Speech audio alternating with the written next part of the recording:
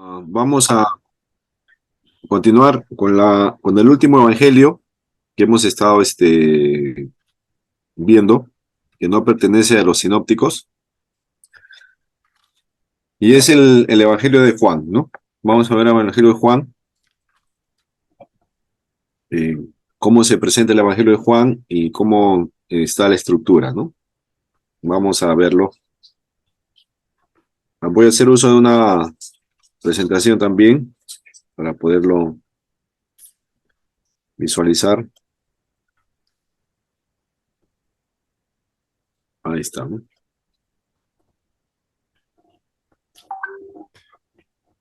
El evangelio de Juan. Ahí está.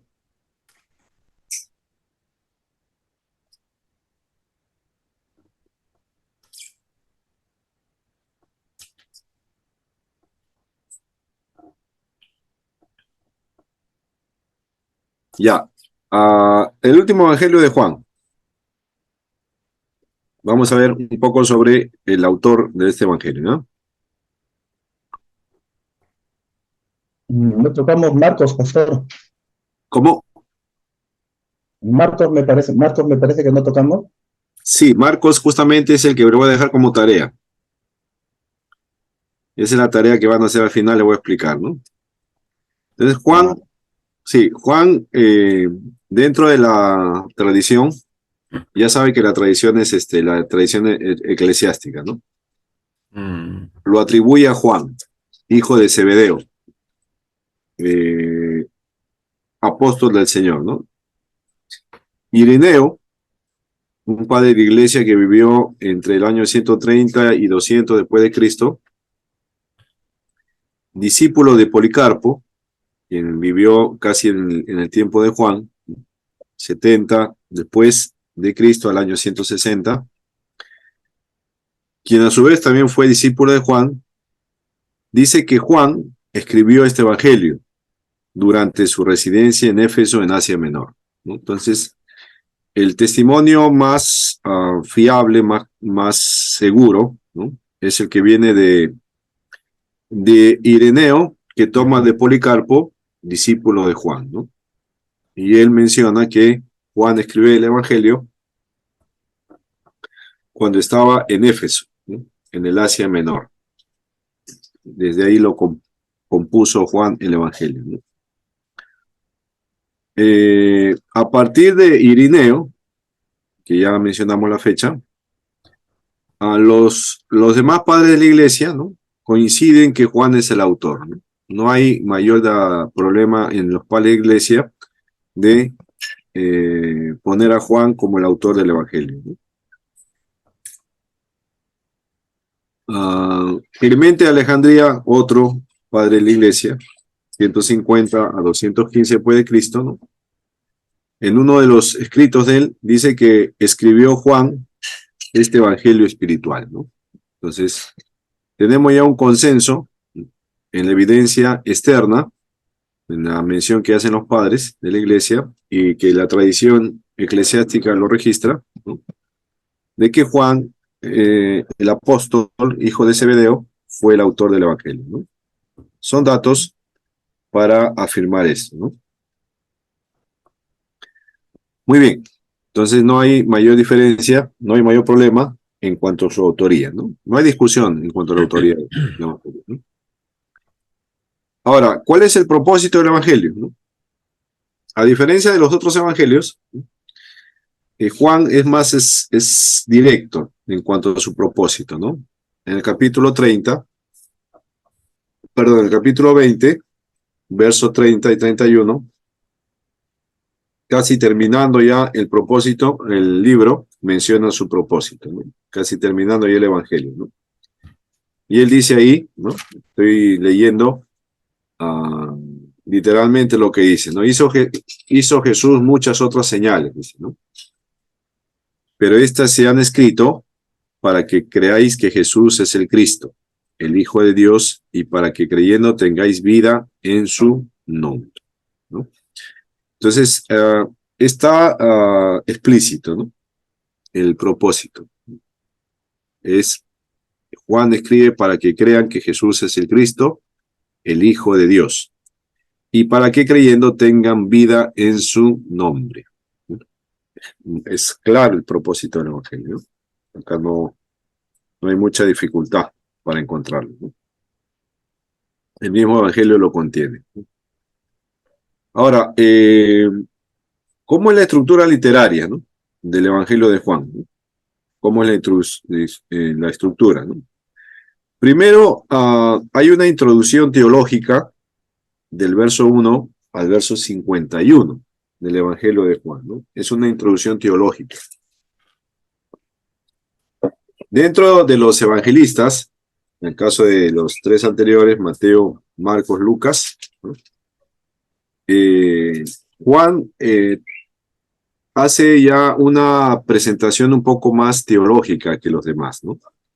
Y en su introducción, ¿no?, de los primeros versos del capítulo 1, lo va a mostrar, ¿no? Hay una presentación teológica de Cristo, por ejemplo, ¿no?, en los primeros versículos del 1 al 18. Hay una introducción teológica de Cristo, ¿no?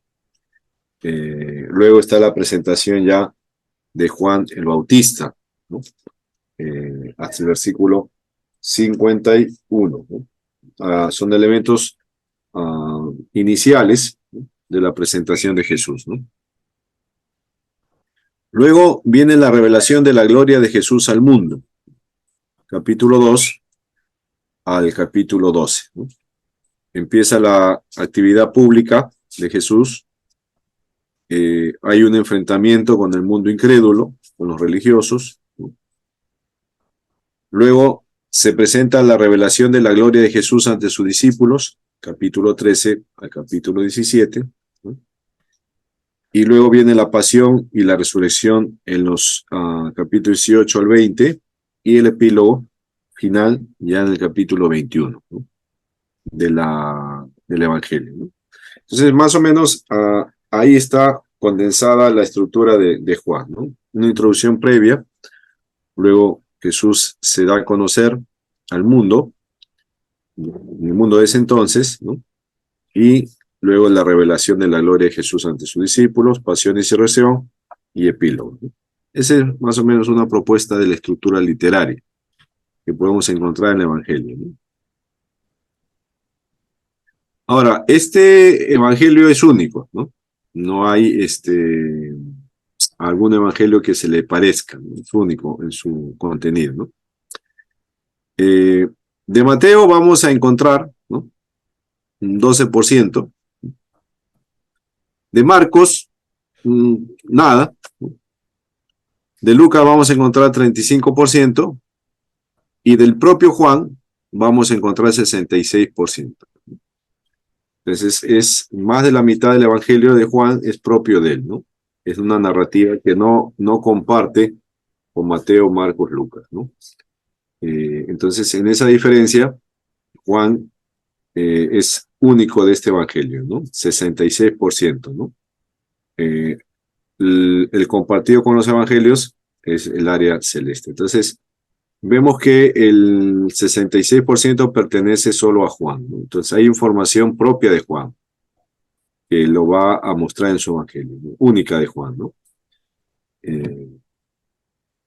Algunos consideran que Juan está complementando lo que los demás no dijeron, ¿no? Algunos consideran así, ¿no?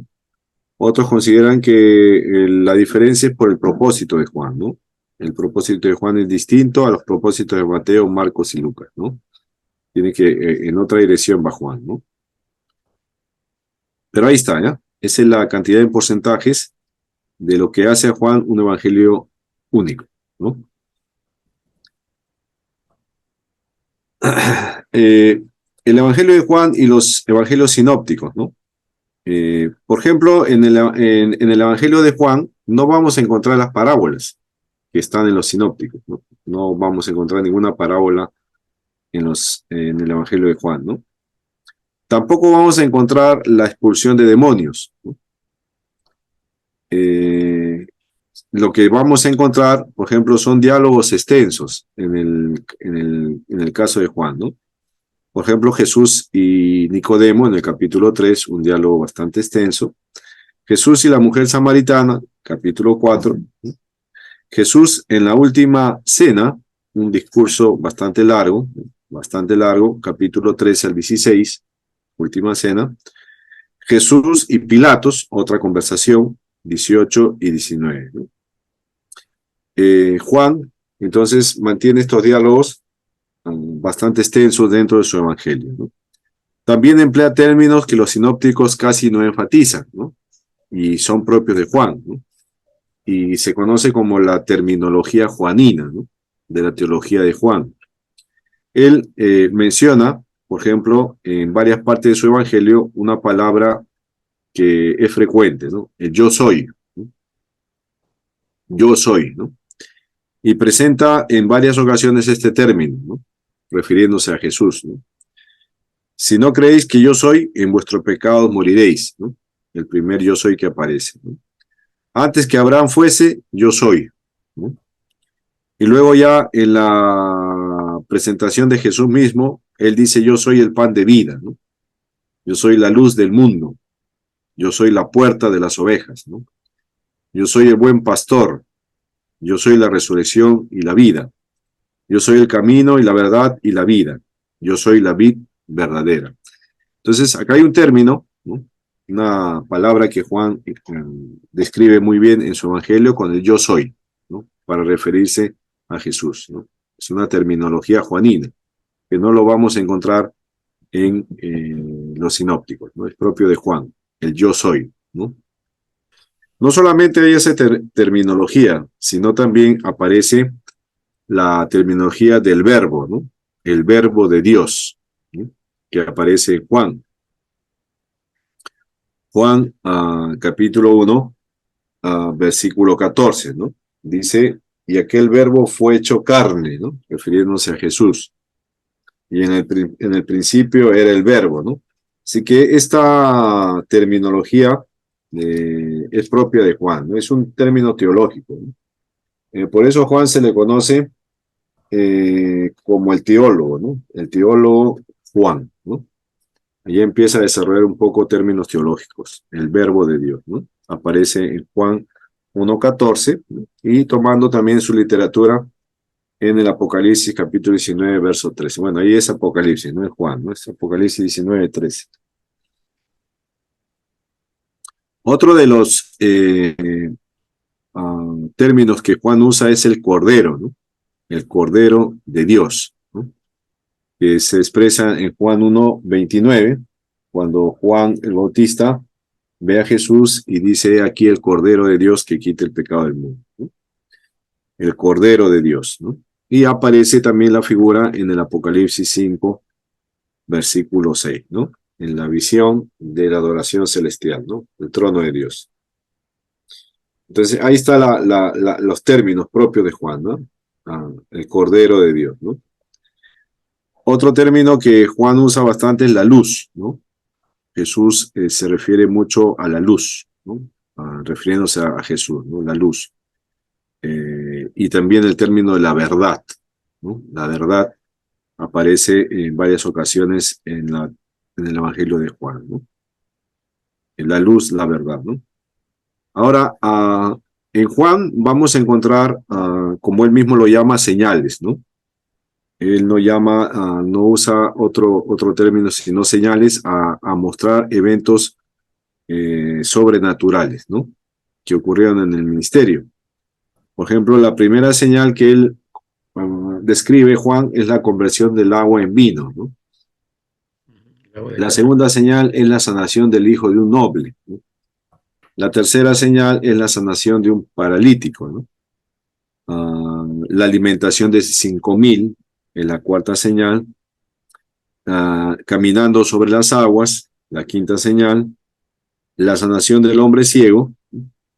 Y la resurrección de Lázaro, ¿no? Que es la que termina Juan con esa última señal, ¿no? Y que es la que de alguna manera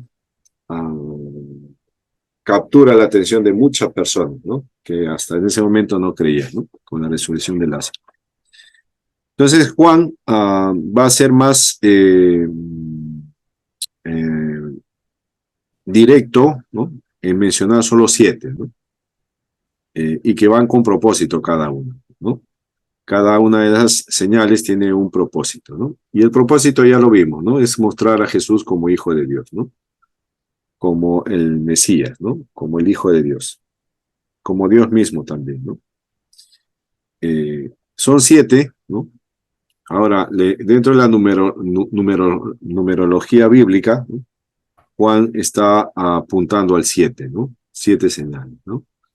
Ahora, en la visión del Apocalipsis vamos a ver que el 7 también está dentro de la adoración celestial y los elementos que Juan ve, ¿no? 7, 7, 7, ¿no?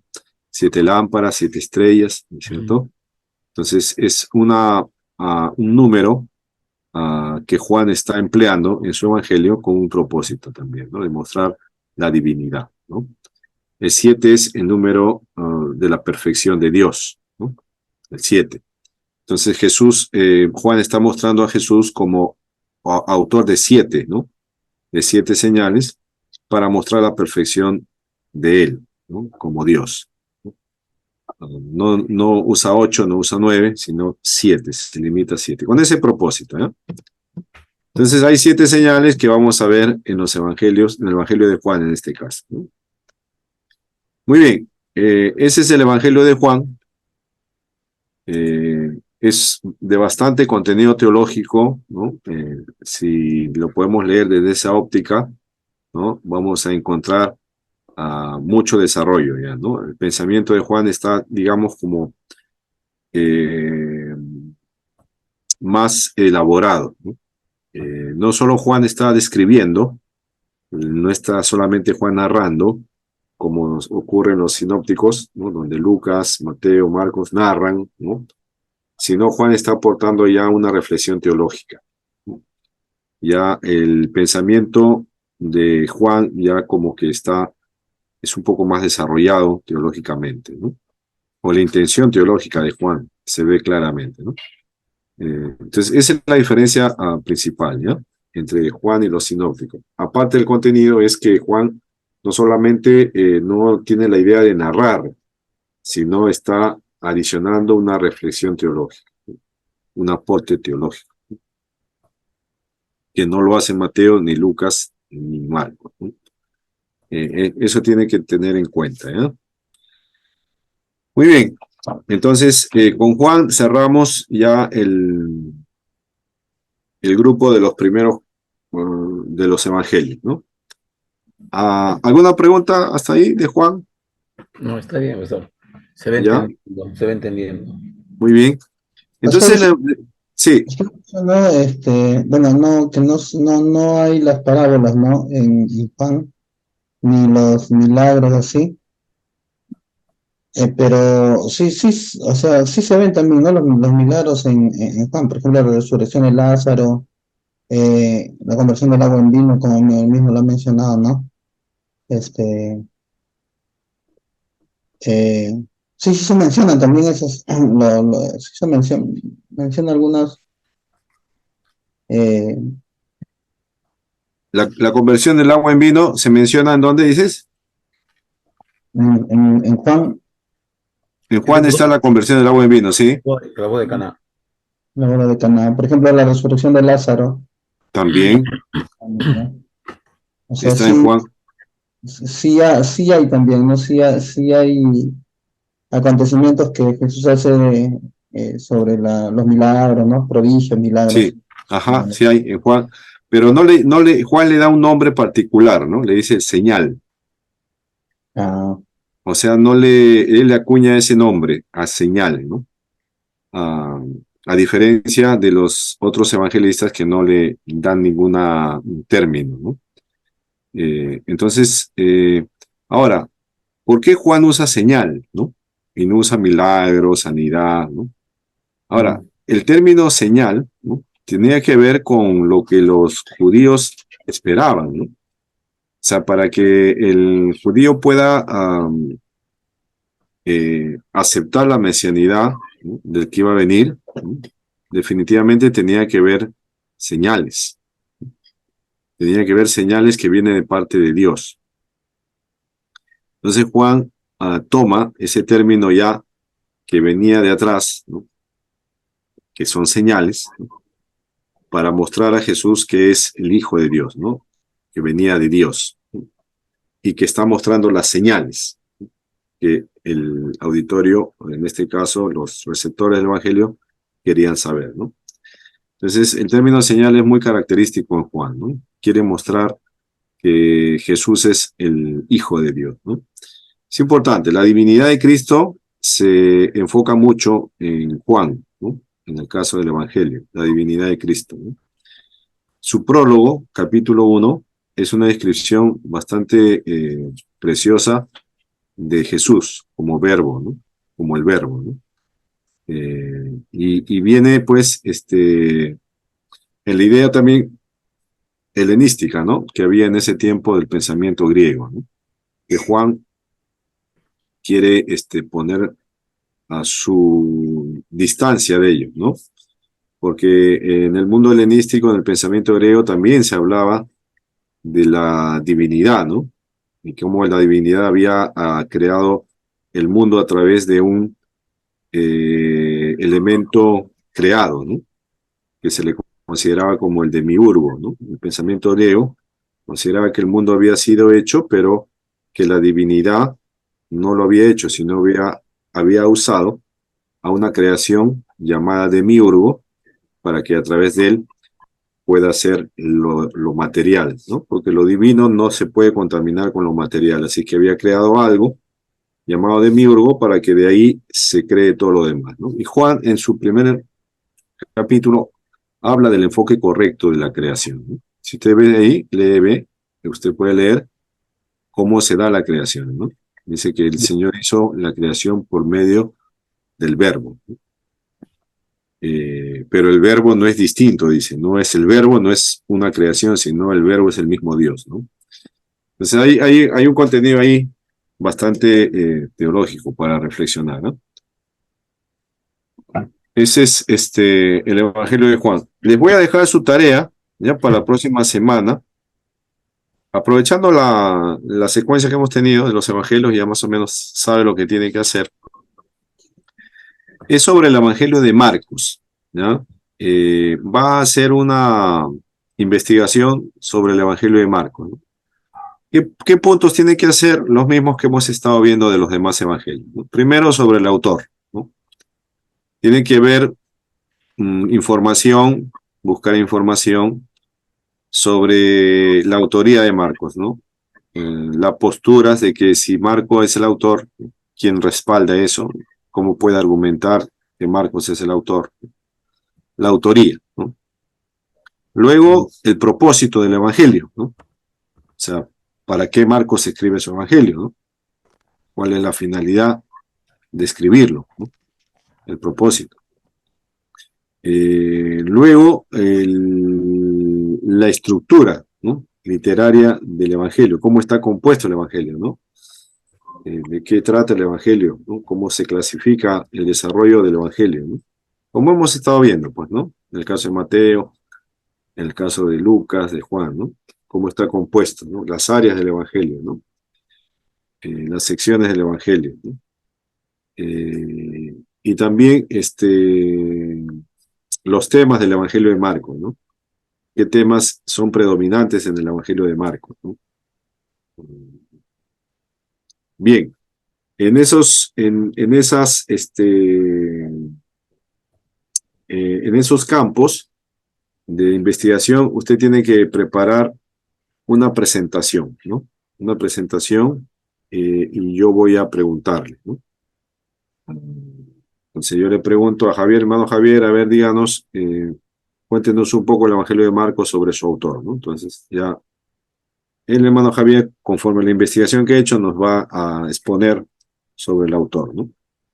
Yo le puedo preguntar a Julio, ¿no? Julio, a ver, investigan, háblanos un poco sobre el propósito, ¿no? Entonces, Julio ya nos da un poco más de propósito. Adrián le podría preguntar del contenido de Marcos, ¿no? Cómo se da el contenido de Marcos, la estructura, ¿no? Nuevamente le pregunto a Javier los temas, ¿no? Entonces, a cualquiera le puedo preguntar a cualquier área de estudio, ¿no? Para eso ya deben haber investigado, ¿no? Estas diapositivas las voy a dejar en el grupo, ¿no? Para que lo puedan consultar si gustan. ¿Y de dónde sacan la información? ¿De dónde sacan la información para trabajar lo de Marcos? Bueno, ya tienen un libro que les he dado, ¿no? De Harrison, puede leer ahí algo de Marcos, hay alguna información en Marcos. También pueden hacer uso de la información de otros libros, ¿no? Introducción al Evangelio de Marcos, por ejemplo, pueden consultar Introducción al Evangelio de Marcos, para con eso ayudarse y traer información, ¿no? Entonces recuerden siempre que toda información tiene que estar respaldada, ¿no? De dónde lo han sacado, ¿no? No solamente es decir, repetir sin saber de dónde, ¿no? Entonces cuando usted comente algo, tiene que tener un respaldo de la fuente, ¿no? ¿Qué fuente usó para decir eso, ¿no? ¿Cuál es su fuente, ¿no? De investigación, ¿no? Y con eso ya vamos a poder, la información es más válida, ¿no? No vale, dicen por ahí, no, no dicen por ahí, no. ¿Quién dice, no? ¿Quién dice, no? Exactamente, ¿no? Ese es un trabajo de investigación, pues, ¿no? Para que tenga peso, formalidad. Muy bien, entonces, la próxima semana comentamos esto, ¿no? Y esa es su tarea. Ya la lectura no va a haber, ¿no? Lógicamente va a tener que leer lo que Harrison dice de Marcos, ahí se tiene que ayudar con eso, y leer un poco, buscar información de otro lado, ¿no? Y la próxima semana ya iniciamos el estudio ya del libro de los Hechos, ¿no? Vamos a trabajar el libro de los Hechos un poco. Es un poco más extenso los Hechos, tenemos varias cosas para ver ahí, ¿no? Cómo hacer un panorama de Hechos, ¿no? Y de ahí empezar con las cartas Paulinas, ¿no? Que es un cuerpo más grande, ¿no? Las cartas Paulinas son más extensas. Entonces, la próxima semana empezamos con Hechos y por ahí iniciamos también ya las cartas Paulinas, ¿no? Dos sesiones nos tomarán las cartas Paulinas, ¿no? Son más extensas, ¿no? Y ahí ya saltamos a las epístolas generales, ¿no? Y terminamos con el Apocalipsis, ¿no? Y su trabajo final, ¿no? Les voy a dejar al final faltando 2 semanas, les voy a dejar un trabajo final, ¿no? Que tiene que ver con la investigación de un punto que les voy a dar, ¿no? Ya un poco más amplio, la investigación. Tipo así, lo que van a hacer con Marcos, pero el otro tiene que ver con un punto más amplio, ¿no? Esa es su tarea final, ¿no? Entonces, con eso es suficiente, ya su calificación saldrá de ahí, ¿no? Muy bien, ¿alguna pregunta? Si no, ya dejamos ahí. ¿Estamos claros con la tarea? Sí, Pastor, sí, se Sí, entiende. profesor, todo claro. Ya. Entonces, voy a poner en el grupo lo que tienen que hacer para avisar a las demás alumnas. Bueno, las 3 alumnas no han podido conectarse ahora, ¿no? Están un poco mal de salud, dicen. Pero bueno, les voy a indicar lo que tengan que hacer, ¿ya? Sol, ¿no? Sol de Piura, la joven también Gin, creo que es, y la hermana de Huánuco, que está un poco delicada, ¿no? Bien, entonces quedamos ahí. Hasta la próxima semana, no olviden, ¿ya? Avanzar sus temas. Y continuamos. Julio, ¿nos puedes pedir con una oración final, por favor? Pues, vamos a orar, hermanos.